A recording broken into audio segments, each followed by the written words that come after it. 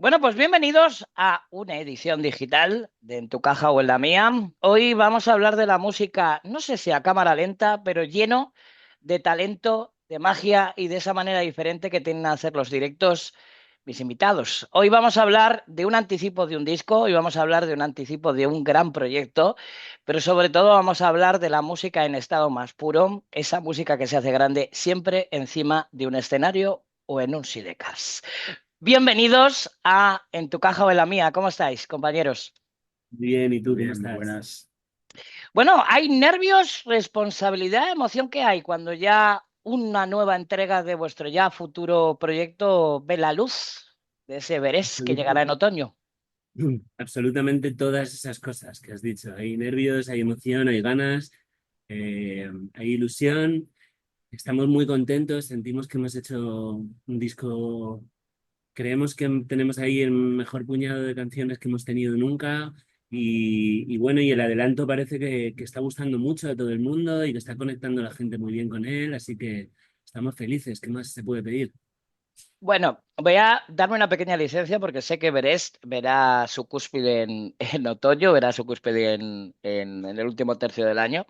Pero es un disco, ahora que dices de ramillete de canciones, porque vosotros producís, vosotros creáis, vosotros componéis. Hay mucha maquetitis cuando uno se propone hacer un disco y de la belleza del orgánico que nace una canción hasta que se produce, hay un vaivén a veces fácil y a veces complicado. Hay canciones más peleonas que otras. Es lo mismo que al escribir, sí, creo yo. O sea, hay canciones que nacen en 25 minutos, que son las menos, pero ocurre. Y lo mismo ocurre en el estudio, ya sea en el estudio grande, por así decirlo, haciendo el disco, o en casa maquetando. Hay veces que todo rula muy fácil, ¿sabes? O sea, yo grabo una guitarra acústica con la voz y después me pongo a hacer una batería y voy encontrando las cosas rápido, como que la propia canción me va pidiendo lo que necesita y no tengo que inventar yo mucho. Y a veces ocurre que es así, que simplemente tienes que escuchar lo que te está pidiendo. En este disco he tenido esa sensación en un 80%. Luego Mm. ha habido, no sé, dos o tres que les he tenido que dar alguna vuelta más, que ya grabando la maqueta me carga un estribillo y he escrito otro. Ha habido alguna que sí que le he tenido que dar alguna vuelta más y que creo que hemos acabado encontrando lo que queríamos, pero la mayoría de este disco ha sido como fluido, como fácil, que eso es, para mí es un síntoma de que hemos encontrado el camino correcto. Sí, yo creo que hemos visto en primera línea eso que se dice mucho de que un disco no lo terminas, lo abandonas, ¿sabes? Ya con el tema de producir, cuando, estando más metidos nosotros en la producción y demás, llega un punto en el que dices, mira, tronco, tampoco nos podemos volver aquí locos, ¿sabes? Y llega un punto en el que ya tienes que dejar que parar en algún momento. Mira, ya que dices de eso, voy a ir un paso más allá, ¿eh? De esa frase de no, no acabas un disco, lo abandonas. ¿En qué punto? Porque claro, yo me imagino que este proceso no va a ser de 25 minutos, como lo de algunas canciones, sino un proceso de largo recorrido, como digo yo, casi orfebre. ¿En qué momento os miráis a los ojos y decís, vamos a parar de escuchar las canciones que nos vamos a cansar de ellas y todavía no nos hemos ido de gira? Hay un momento en el que vuestra cabeza creativa musical os dice, parar. Yo, personalmente, en mi caso es cuando terminamos las mezclas, ¿no? O sea, como ¿Mm? que es un proceso muy eh, repetitivo, ¿no? Escribir la canción, cantarla tú solo en casa bastante para ir reafirmando, cambiando algún verso que te surja o tal, maquetar, escuchar la maqueta, corregirla, cambiar esto, lo otro, meterte en el estudio, trabajar las canciones, escucharlas, empezar a hacer las mezclas, escucharlas, escucharlas, escucharlas. El día que me mandan la mezcla terminada, me subo al coche, me meto en el M40, me lío a dar vueltas y a escucharlo. El Cartes, Cuando, ¿no? Que se llama. y cuando termina el disco, apago, me voy a mi casa y normalmente no lo escucho nunca más. ¿Y en Sí, tu es caso? lo habitual, yo creo, porque normalmente cuando estás metido en el proceso de grabación y sobre todo cuando ya estás en el proceso de mezcla, llega un punto en el que puede llegar a ser un poco enfermizo el tema de la caja un dB más bajita, el bombo con un poquito más de... Ya empiezas a hacer eso en todas las canciones y llega un punto que, como bien decíamos, o paras de hacerlo y una vez ya has parado de hacerlo, empiezas a escuchar, dices, vale, ya he tenido suficiente disco durante los últimos 9 meses que he estado casi a diario escuchándolo y ya a lo mejor vuelves a echar un ojo de cara a preparar el repertorio. Sí, también es como tu tesoro ahí, como durante un tiempo es solo tuyo y nadie más, y de nadie más. Y las canciones durante un tiempo solo hablan de nosotros y nadie las conoce y estamos construyendo algo para los demás. Cuando llega a ser de los demás, para mí es como si medio hubiera una pequeña metamorfosis. Ya no es nuestra movida y ya lo que quiero es meterme en el local para ensayar y armar la versión de directo, olvidarme de lo que he hecho en el disco, salir de gira y ver qué es lo que me enseña la gente de las canciones, ¿no? O sea, como que me gusta desligarme. Una vez termina el disco, es como, ahora ya esto ya no es del todo nuestro y vamos a ver en qué se convierte. Me encanta esa frase, olvidarme de lo que he hecho en el disco. Porque hay una frase que aquí es donde abandono yo mi faceta periodística o mi vena o mi parte profesional y me sale mi parte musical. Yo también soy músico como vosotros. Bueno, a años luz de vosotros, mejor dicho. Me gustaría que me explicarais musicalmente a cámara lenta. Es decir, porque tiene digamos, un puzzle compositivo que creo que me parece muy atractivo, al menos desde mi perspectiva. ¿Cómo ha sido construir musicalmente? ¿Cómo se explica musicalmente este tema?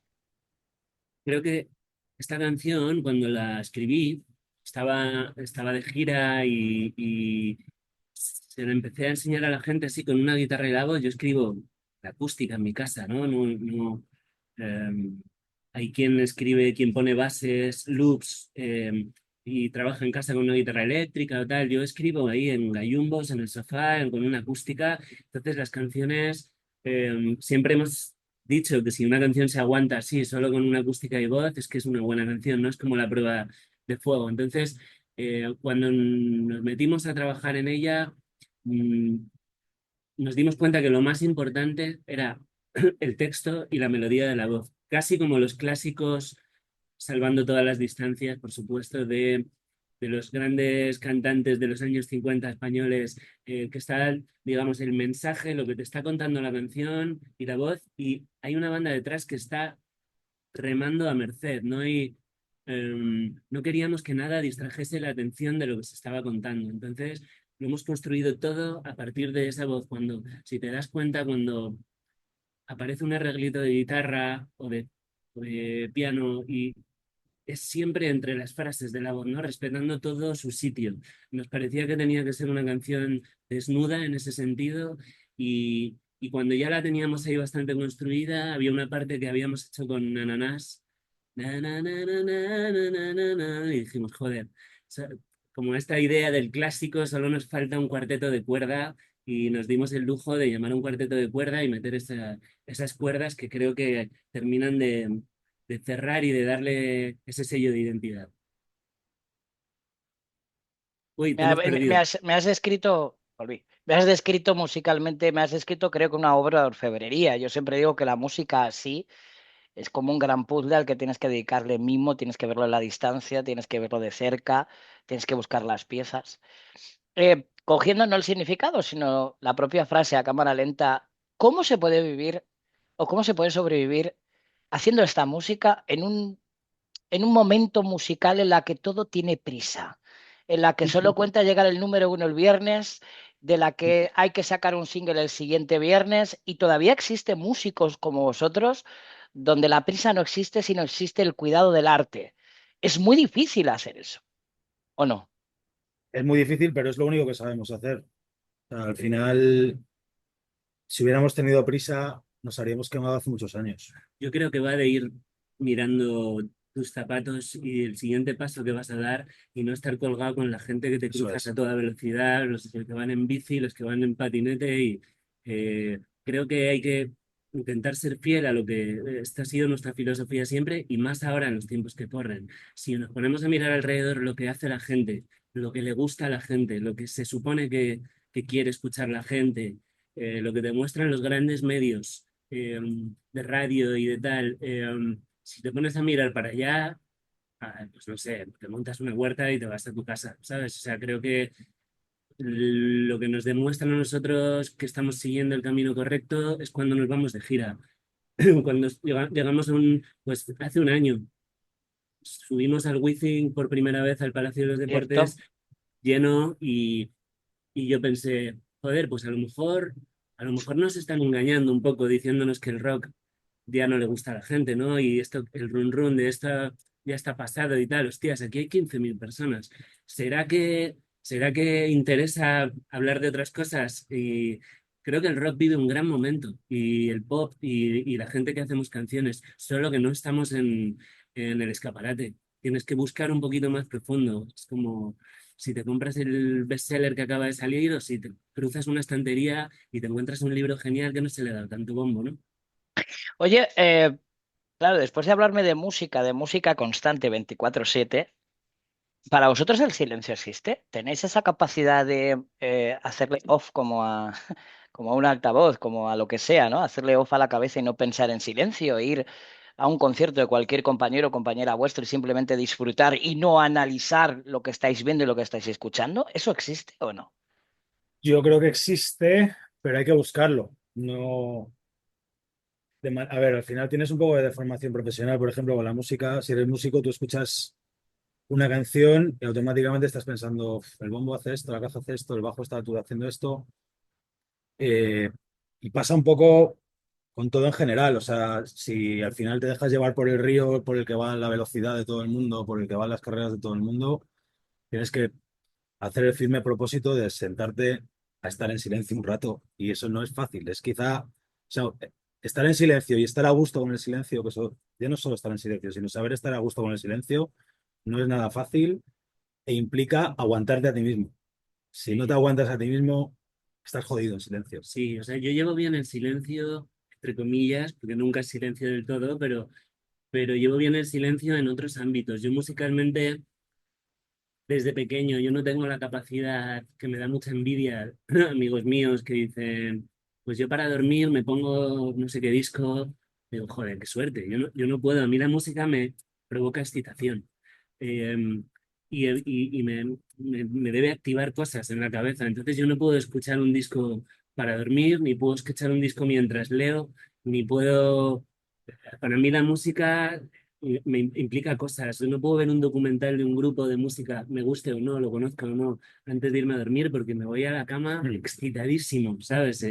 Me gustaría poder dejarme acompañar por la música de esa manera, pero eso no lo tengo. Tengo otras cosas, disfruto mucho de ella, pero me cuesta mucho no analizarla. Si voy a ver unos amigos, disfruto del concierto y sin querer lo analizo. Hostia, pues suena un poco bajo esto, y esto, yo habría hecho esto. Hostia, qué bueno esto, lo voy a hacer, lo voy a copiar, yo qué sé. Pero inevitablemente mi cabeza no puede estar simplemente disfrutando de la música. Eh, Tiene su lado bueno y su lado malo, supongo. Claro, no podemos dejar de ser analíticos al final. O sea, sobre todo, yo creo que hay oficios afortunados como el nuestro, pues cuando es un oficio que viene 100% de un hobby, que es una bendición, Y joder, de una pasión también. una pasión, claro, al final es inevitable que no tengas horario. O sea, tú, si estás escuchando música, como bien dice él, te da lo mismo que te pille duchándote, que te pille dándote un paseo, que te pille 20 minutos antes de irte a dormir, que hay una parte de tu cerebro que automáticamente está funcionando y está eso. Y eso es, bueno, pues a veces cansa un poco Y de también formación de... desde formación profesional. Ya que me hablabais antes de el antiguo Wizzing, ahora Movistar Arena, yo que os he visto en directo más de una vez, siempre me he hecho la misma pregunta y fue por vuestra culpa que luego he hecho esta pregunta a más compañeros vuestros de profesión. ¿Y cómo se le baja la adrenalina a un show como el de esa noche? ¿Cómo se baja el telón, se apagan las luces y cómo llega uno a su casa? ¿Uno es capaz de bajar todas esas caras que uno ve, ¿no? Cuando está encima de un escenario, disfrutar, llorar, abrazarse, besarse, etc, etc, etc? ¿Esa adrenalina es fácil bajarla o no?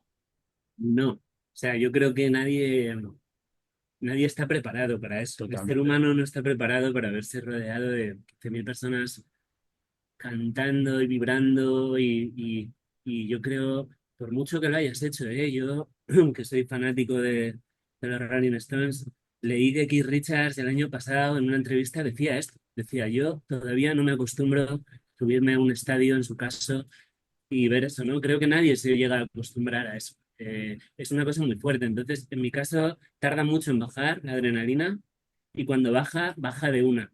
O Y sea, te es deja en como que culo, pasas claro. de estar excitadísimo, hablando, imaginando, pensando, y llega un momento de la noche que haces crack y te quedas así.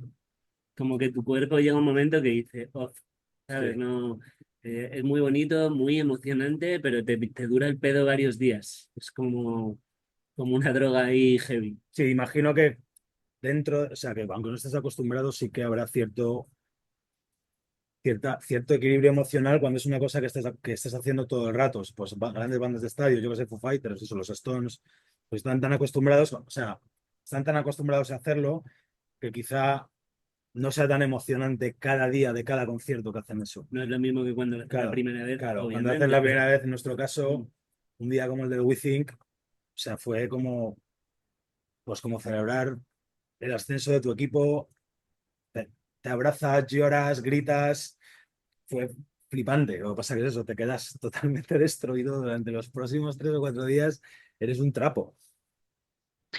Oye, vosotros que tenéis y habéis construido grandes signos musicales, seguramente no, evidentemente, conscientemente no, pero ¿se tiende o se busca siempre la canción perfecta? ¿O sois de los que os gusta ver las cosas con perspectiva? Antes ponía el símil del puzzle.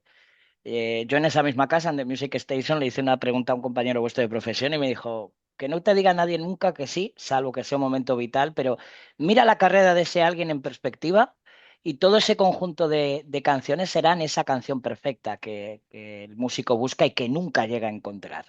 ¿Vosotros dónde os situáis en ese caso? a ver, la canción perfecta.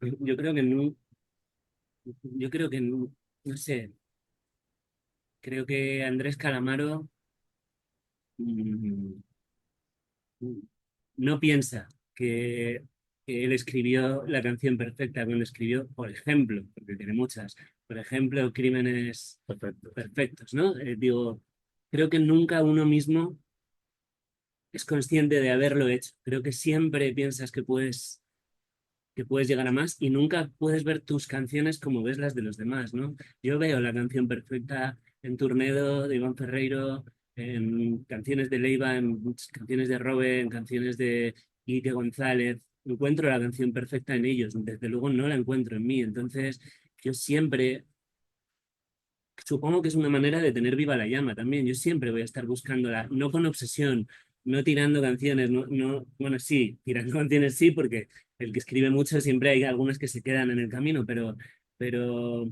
siempre vas a querer hacerlo mejor y nunca vas a tener la sensación de ya está, lo conseguí. Creo, ¿eh? Creo porque a mí no me ha sucedido. Pero creo que esa obsesión es lo que hace que un compositor se exprima todo lo que se puede exprimir y más aún si la intención es tener una carrera larga, ¿no? Yo veo muchos chavales ahora que llegan y hablo con mis amigos de la discográfica de tal y no tienen una perspectiva igual que nosotros, ¿no? Nosotros empezamos pensando, queremos tener 50 años y seguir juntos buscando la canción perfecta, ¿no? Eso Eh, es. y espero que así sea, creo que es lo que te hace crecer y lo que te hace tener un compromiso con el oficio y con la gente que te escucha. Claro, porque es que esa diferencia que acabas de marcar es muy, muy, muy importante, ¿no?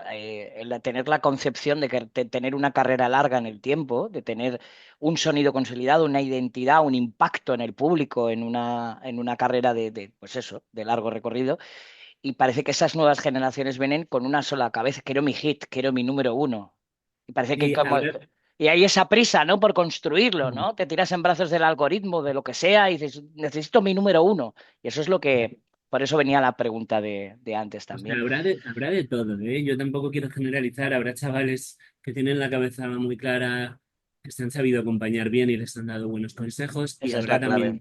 y habrá también de lo otro. En nuestro caso es exactamente eso lo que sucedió. Nosotros teníamos gente cerca, como nuestro manager, Dani, o Paco o Chris, que nos pillaron siendo unos niños y nos dijeron, os vamos a contar cómo va esto. Vais a Sí, hacer señor. Este verano vais a tocar en todas las salas de Madrid, 2 días a la semana, vaya alguien o no vaya nadie a veros. Vais a pasar un añito así, luego vamos a salir de Madrid y vais a empezar a tocar en garitos y no va a ir nadie a veros, no os va a conocer nadie. Luego vamos a hacer un disco. Ese disco os empezará a conocer un poquito de gente, pero esto es una carrera de fondo, ¿sabes? No queráis no saltéis ningún escalón, Pasos. ¿sabes?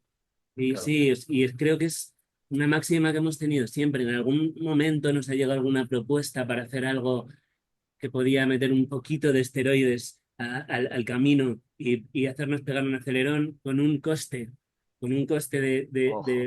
de lo que nosotros queremos ser, y dijimos que no, cuando no teníamos ni un pago y creo que eso a día de hoy es de las cosas que más orgulloso estoy. Es como, joder, éramos muy pequeños y teníamos una conciencia de generar una carrera a largo plazo y una credibilidad a largo plazo. Y creo que eso no es fruto de nuestra genialidad, sino de haber estado acompañados de gente que sabía y que nos lo explicó bien. Sí, tenemos la suerte de haber tomado buenas decisiones gracias a estar muy bien asesorados. Y eso no lo puede decir todo. Oye, ya que me habéis hecho este razonamiento, voy a ir hacia el disco, ¿vale? Voy a tomar el nombre Everest. Subir el Everest y sin oxígeno es complicado, a veces imposible, pero la música puede doler tanto como para tener la necesidad de separarte de ella, o duele más lo que rodea la música que lo que la propia música signifique. Yo creo que es a donde te lleva, ¿no? La música, el recuerdo que genera las canciones son como tatuajes, es como las canciones que te marcan, se te quedan grabadas en un verano, en un viaje, en una pareja, en un momento de tu vida, y puedes querer huir de ese momento, no de la canción. Yo me he reconciliado con mil canciones que había dejado de escuchar porque me recordaban mucho algo, y con el tiempo las he escuchado. La herida estaba cerrada y me he vuelto a súper enamorar de ellas, ¿sabes? Creo que todos necesitamos nuestros tiempos para escapar de determinadas cosas o para aprender de determinadas cosas, pero la canción siempre va a estar ahí esperándote cuando eso pase.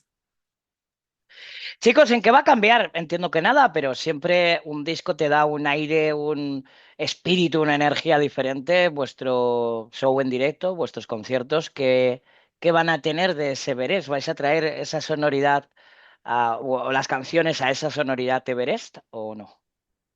Bueno, yo creo que esencialmente, aunque haya nuevas sonoridades, es más Sidecars que nunca. O sea, la sensación que hemos tenido en muchos momentos durante la grabación es que hay cosas que recuerdan en todos y cada uno de los discos de Sidecars.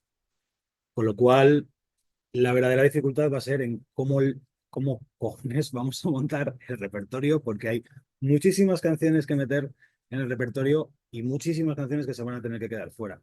Pero a la hora de elaborarlo, yo creo que va a ser un show 100% Sidecars, más allá de que haya nuevas sonoridades en nuestro disco.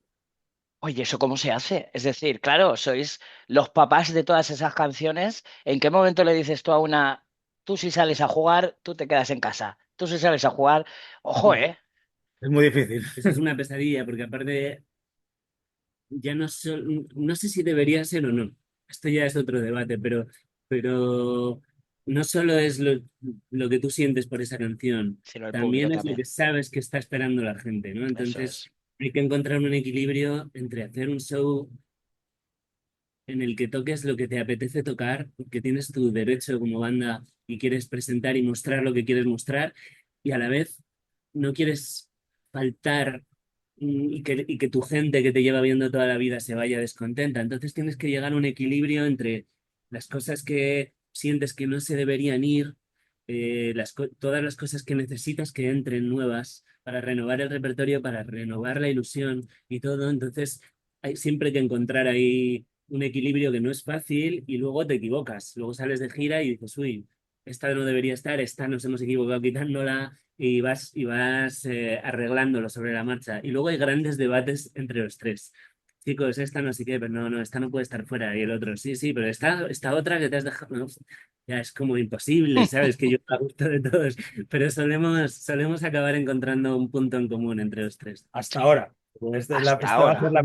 esta es la primera vez que yo creo que, porque normalmente, o sea, siempre llega un punto en el que ya tienes tal volumen de discos, ya con 7 discos a nuestras espaldas, en el que ya hay canciones de cada disco que tienen que estar, ¿sabes? Y ahí es donde van a empezar donde va a empezar a haber, no problemas, pero sí, hostia, tío, no podemos quitar esto, ¿cómo Sí, pero hacemos? a la vez yo con este disco no, tengo una sensación que no he tenido nunca, y es que tengo mucha necesidad de tocarlo. Sí, O total. sea, como que con otros discos yo sabía que había tres, cuatro, cinco canciones que quería hacer en directo. este disco estoy muy jodido, porque es un disco que probablemente va a tener 12 o 13 canciones y ahora mismo no me imagino dejar ninguna sola fuera del directo. Y a la vez no quiero dar la chapa a la gente con mi disco nuevo entero, ¿sabes? Nada, nada. Entonces va a haber que encontrar ahí un punto y que haya gente que se ponga contenta y otra que se mosquee un poco. Es que no hay más, no puede llover a gusto de todos. Pues nada, que habrá que poner un subtítulo de Bienvenidos a 3 horas de viaje al Everest junto con Sideras. Chicos, ¿se nos ha olvidado algo que os gustaría que pusiéramos como firma o rúbrica a esta conversación o nos hemos acercado a lo que queréis contar? Bueno, por curiosidad, porque en el fondo creo que ya no quedan entradas prácticamente, pero vamos a hacer el mes que viene, vamos a quitarnos una espinita que siempre quisimos hacer, que es, se cumple un aniversario de 60 años de la visita de los Beatles a Madrid y se ¿Cierto? hace un ciclo, van a hacer un ciclo maravilloso ahí en el Teatro Real. Siempre hemos querido tocar en el Teatro Real, a nosotros nos gusta mucho, reivindicamos siempre los conciertos de rock en teatros y... Y bueno, es una cosa que siempre hemos querido hacer y nunca hemos tenido cabida porque no se puede hacer rock ahí, ¿no? Y lo hemos conseguido y entonces, bueno, decir que nos hace mucha ilusión que vamos a armar un show muy bonito y no sé, cuando veáis esto van a quedar, si queda alguna entrada suelta, pero a ver, os quería contar la virilla que nos da. Pues 29 de espero, julio.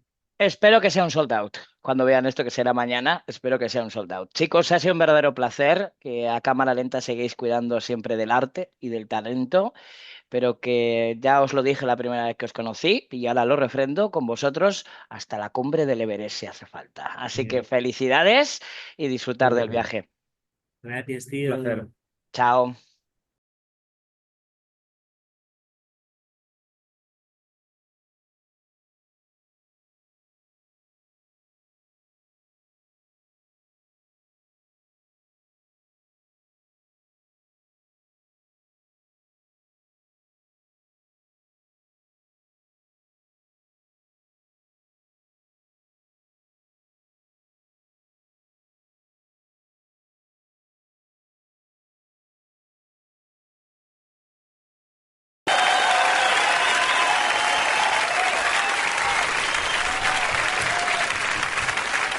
Pero-